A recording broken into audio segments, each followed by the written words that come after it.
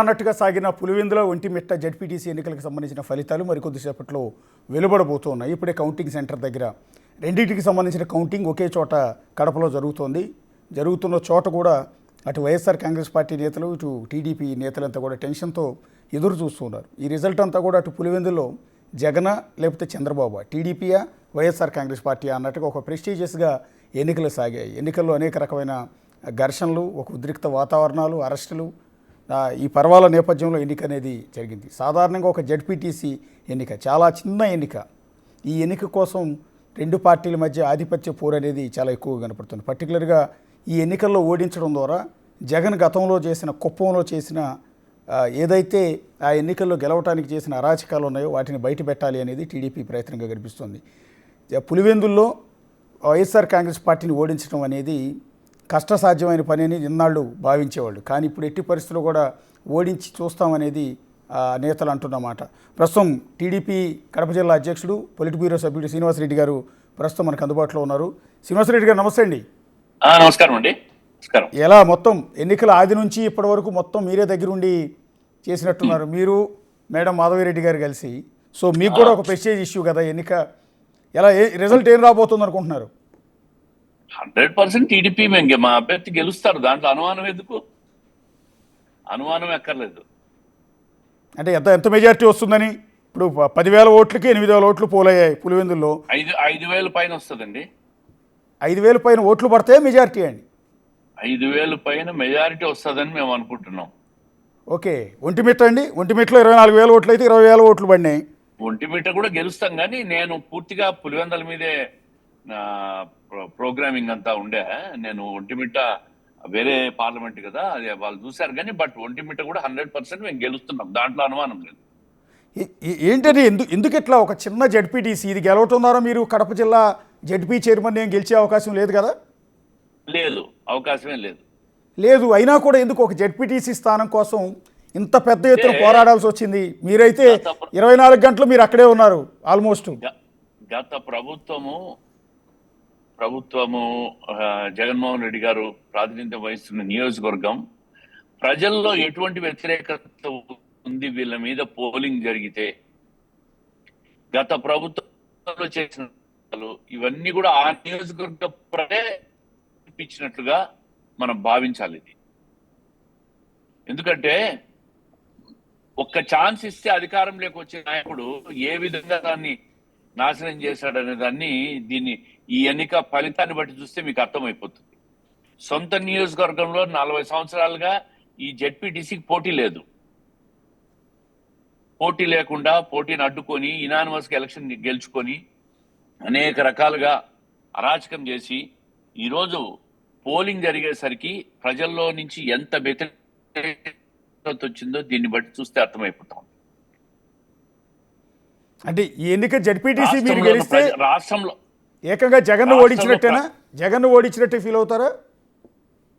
అంతే కదా. అంటే దీనికన్నిటికంటే ముఖ్యంగా రాష్ట్రంలో ప్రజలు అర్థం చేసుకుంటున్నారు. పులివెందుల్లో అరాచకంతో గెలుస్తూ వచ్చాడు ఇంతకాలము. ఈరోజు ప్రజల్లో మార్పు వచ్చింది, ప్రజల్లో చైతన్యం వచ్చింది. మేము కూడా మా ప్రాంతం కూడా అభివృద్ధి కావాలా, మా ప్రాంతం కూడా అన్ని రకాలుగా బాగుండాలా, రాష్ట్రంలో మిగతా నియోజకవర్గాల్లో అభివృద్ధి జరిగినట్టుగా మా నియోజకవర్గం కూడా సమానంగా అభివృద్ధి జరగాల అని చెప్పి వాళ్ళు ప్రజల్లో కోరుకుంటున్నారు. కాబట్టి ప్రజల్లో మార్పు తీసుకొచ్చాం మేము. మీరు ఆ నియోజకవర్గంలో ఒకసారి చూస్తే ఇప్పటికీ తాగునీటి సమస్య ఉంది. 2 సార్లు 5 సంవత్సరాలు ముఖ్యమంత్రిగా ప్రాతినిధ్యం వహించిన నియోజకవర్గంలో ఇప్పటికీ సమస్యలు ఉన్నాయంటే మీరు అర్థం చేసుకోండి. 1,000 కోట్లు పాడా నిధులు వచ్చినాయి. మరి ఆ నిధులన్నీ ఏమైనాయి, ఎక్కడ ఖర్చు పెట్టారు, ఎవరికి ఖర్చు పెట్టారు, దేనికి ఖర్చు పెట్టారు, ఇవన్నీ చూస్తే ఆ నియోజకవర్గంలో జగన్మోహన్ రెడ్డి గారి మీద ఎంతటి వ్యతిరేకత ఉందో ఈ ఫలితం బట్టి మీకు అంతా అర్థమవుతుంది. ఇది రాష్ట్రంలోని ప్రజలందరూ అర్థం చేసుకోవాలనే మేము కూడా సీరియస్ గా పోటీ చేశాం. ముఖ్యమంత్రి గారికి ముఖ్యమంత్రి పదవి పోదు, జగన్మోహన్ రెడ్డి గారికి ముఖ్యమంత్రి పదవి రాదు, గెలిచినా ఓడినా. కానీ ఈ ఫలితం మాత్రం రాష్ట్ర ప్రజలు అర్థం చేసుకునే దానికే మేము పోటీ చేశాం. రెండోది, భవిష్యత్తులో ఆ నియోజకవర్గంలో ఏదైతే మేము హామీలు ఇచ్చామో అవన్నీ నెరవేర్చి ప్రజలను మా వైపు తిప్పుకుంటాం. ప్రజలు తెలుగుదేశం పార్టీ వైపు విశ్వాసం ప్రకటించే విధంగా మేము ఆ నియోజకవర్గంలో రాబోయే 4 సంవత్సరాలు పనిచేస్తాం. ఖచ్చితంగా ప్రజలు వచ్చే ఎన్నికల్లో మమ్మల్ని ఆదరించాలని చెప్పి మేము ఆ విధంగా పనిచేస్తామని చెప్పి తెలియజేస్తూ ఉంటాం. అంటే వైఎస్ఆర్ కాంగ్రెస్ పార్టీ నేతలు పర్టికులర్గా జగన్మోహన్ రెడ్డి వాళ్ళు చేస్తున్న కామెంట్ ఏంటంటే ఇది పులివెందుల పౌరుషానికి లోకేష్ అహంకారానికి మధ్య జరుగుతున్న ఎన్నికలు అని.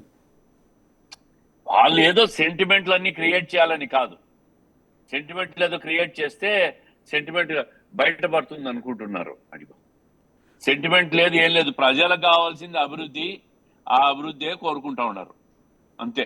అంటే కుప్పం మున్సిపాలిటీ గెలిచిన తర్వాత వైఎస్ఆర్ కాంగ్రెస్ పార్టీ అప్పట్లో ఒక స్లోగన్ ఎత్తుకుందండి, వైనాట్ 175 వైనాట్ కుప్పం అని. సో ఇప్పుడు పులివెందుల జెడ్పీటీసీ మీరు గెలిచిన తర్వాత వైనాట్ పులివెందులు అంటారా? మాకు కుప్పంకు పులివెందులకు మేమేం పోల్చము, పోటీ పెట్టము, మాకు అవసరం లేదు. మేము ప్రజలకు మంచి చేస్తాం అనే విశ్వాసం మేము కల్పిస్తాం. రాష్ట్రంలో ఏదైతే 175కు 164 వచ్చినాయో మిగతా 11 నియోజకవర్గాల మీద కూడా ఇదే విధంగా కేంద్రీకరించి రాష్ట్రంలో తెలుగుదేశం పార్టీ అధికారంలోకి ఉంటే ఏ విధంగా మేము అభివృద్ధి చేస్తామని తెలియజేసేదానికే ఈ పోటీ చేశాం. మిగతా 11 నియోజకవర్గాలు కూడా భవిష్యత్తులో మేము కైవసం చేసుకునే విధంగా పని చేస్తామని చెప్పి నేను చెప్తా ఉంటాను. ఏమైనా ముందస్తుగా మారెడ్డి లతారెడ్డి గారికి ఏమైనా శుభాకాంక్షలు చెప్తారా? అని మీరు గెలుస్తాం ఖచ్చితంగా 100%. దాంట్లో మీకు అనుమానం ఏముంది? మీరు ఇందాక ఏదో చెప్తున్నారు అడ్డా గిడ్డా అని. ఎవరడ్డా అండి ఇది? ఎవరికి అడ్డా? కడప జిల్లా తెలుగుదేశం పార్టీ అడ్డా. 10 సీట్లకు గాను 7 సీట్లు గెలిచాం. పులివెందులు కూడా వాళ్ళ అడ్డా ఏం కాదు, ఇది ప్రజల అడ్డా. ప్రజలు ఎవరిని అనుకుంటే వాళ్ళని గద్దెనెక్కిస్తారు, ఎవరిని అనుకుంటే వాళ్ళని గద్దె దించుతారు. ఈరోజు తెలుగుదేశం పార్టీ అభ్యర్థిని గద్దెనెక్కించబోతున్నారు. ఇప్పుడు పులివెందుల అనేది మా తెలుగుదేశం పార్టీ అడ్డా. అంటే అడ్డా ఇది మా అడ్డా, రాజారెడ్డి అడ్డా, రాజశేఖర రెడ్డి అడ్డా, జగన్మోహన్ రెడ్డి అడ్డా అని వాళ్ళు చెప్పుకుంటూ ఉంటారు బేసిక్. అందుకని నేను అడ్డాలు గిడ్డాలు ఏం లేవు ఇప్పుడు. అన్ని కడప జిల్లా మా అడ్డా. వైఎస్ఆర్ అడ్డా, ఈఎస్ఆర్ అడ్డా అని మీరు పత్రికలు, ఎలక్ట్రానిక్ మీడియా చెప్పుకోవాల్సిందే. ప్రజలు ఆ విధంగా ఆలోచించడంలే. ఎవడు పని చేస్తారో వాళ్ళ అడ్డా అని ప్రజలు మాట్లాడుకుంటూ ఉన్నారు. నిన్న జగన్మోహన్ రెడ్డి గారి ఆవేదన ప్రెస్ మీట్ లో చూసారా శ్రీనివాసరెడ్డి గారు? ఆయనకు ఫ్రస్ట్రేషన్ వచ్చింది. ఆయన ఏం మాట్లాడుతున్నాడో ఆయనకి అర్థం కావడం లే. విపరీతమైన ఫ్రస్ట్రేషన్ లో ఉన్నాడు. నా నియోజకవర్గంలో నేను పట్టు కోల్పోతున్నా, నా నియోజకవర్గంలో ప్రజలందరూ నా మీద తిరుగుబాటు చేస్తున్నారని చెప్పి చంద్రబాబు నాయుడు గారిని వ్యక్తిగత దూషణలు దిగాడు. ఆయన వయసు గురించి మాట్లాడతాడు. ఒక ముఖ్యమంత్రిగా పనిచేసిన వ్యక్తి ఇంకో ఎదుటి ముఖ్యమంత్రి గారిని వయసు గురించి వ్యక్తిగత దూషణలు చేయడం ఇవన్నీ కరెక్ట్ అంటారా? మీరే చెప్పండి, ఇవన్నీ కరెక్టా? ఎస్ సార్, ఖచ్చితంగా కరెక్ట్ కాదు. ఇది నీకు ఇదే చివరి ఎన్నికలు అన్నట్టు అన్నారు. తర్వాత కృష్ణారామ అనుకుంటూ ఇంట్లో కూర్చోవాలన్నారు. కృష్ణారామ కూడా అనుకోవచ్చు కదా.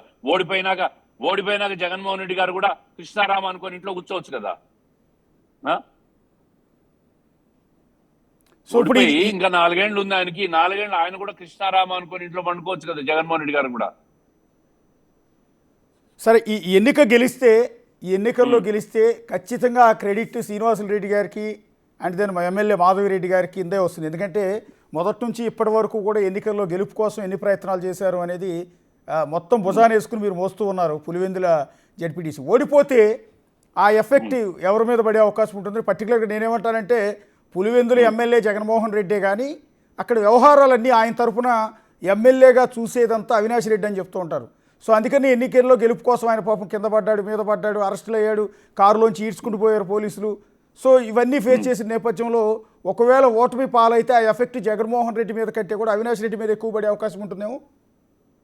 ఎవరి మీద వాళ్ళు వేసుకుంటారో మాకెందుకు, వాళ్ళ పార్టీలో విషయాలు అనవసరం. మాకు ఎవరి మీద డెబిట్ వేసుకుంటారు అనేది. మేము గెలిచాం, ప్రజలకు మేము మేలు చేస్తాం, మంచి చేస్తాం. మాకు కుప్పంతో పోటీ ఏం కాదు. ఇక్కడ కుప్పంలో ఎన్ని కుప్పగింతలు వేసినా కూడా వాళ్ళు అక్కడ గెలవలేరు, చేయలేరు. అది అయిపోయింది. అన్ని ప్రయోగాలు చేసినారు. మేము అటువంటి అరాచకం చేయడంలే. మేము మంచి పనులు చేసి ప్రజల మనసులు గెలిచి మేము ఎన్నికల్లో విజయం సాధిస్తాం. ఇంకొక గంటలో ఫలితం వస్తుంది. ఫలితం వచ్చిన తర్వాత మీకే అర్థమవుతుంది పులివెందుల్లో తెలుగుదేశం పార్టీ జెండా ఎగరేసినామని చెప్పి ఇంకొక గంటలో మీకు తెలుస్తుంది. థ్యాంక్ యూ శ్రీనివాసరెడ్డి గారు, అండ్ ఆల్ ది బెస్ట్ మీకు, మీ కాన్ఫిడెన్స్కి. చూద్దాం మరి కొద్దిసేపట్లో శ్రీనివాసరెడ్డి గారు చెప్తున్నట్టుగా రిజల్ట్ రాబోతోంది. ఈ రిజల్ట్లో ఏం తేలబోతుంది? ఆయన కాన్ఫిడెన్స్ చాలా చాలా ధీమాతో ఉన్నారు. ఎట్టి పరిస్థితుల్లో మేమే గెలుస్తాం, పులివెందులో మా జెండా ఎగరేస్తాం అనేది శ్రీనివాసరెడ్డి గారు చాలా చాలా చాలా కాన్ఫిడెన్స్తో, ఆత్మవిశ్వాసంతో చెప్తున్నారు. 5,000కు పైగా మెజారిటీ వస్తుంది అనేది ఆయన చెప్తున్నమాట. మరి కాసేపట్లోనే క్లారిటీ రాబోతోంది. మళ్ళీ క్లారిటీ వచ్చిన తర్వాత మళ్ళీ శ్రీనివాసరెడ్డి గారిని లైవ్లోకి తీసుకుందాం. గెలిస్తే ఒకలా, ఓడిపోతే ఇంకోలా జరగబోతుంది. సిచ్యువేషన్ అంతా కూడా మారిపోయే అవకాశం ఉంటుంది. ఆయన చెప్పినట్టుగా గెలిస్తే ఈక్వేషన్స్ ఏంటి, ఓడిపోతే ఈక్వేషన్స్ ఏంటి, మళ్ళీ శ్రీనివాసరెడ్డి గారిని గంట తర్వాత లైవ్లోకి తీసుకుందాం.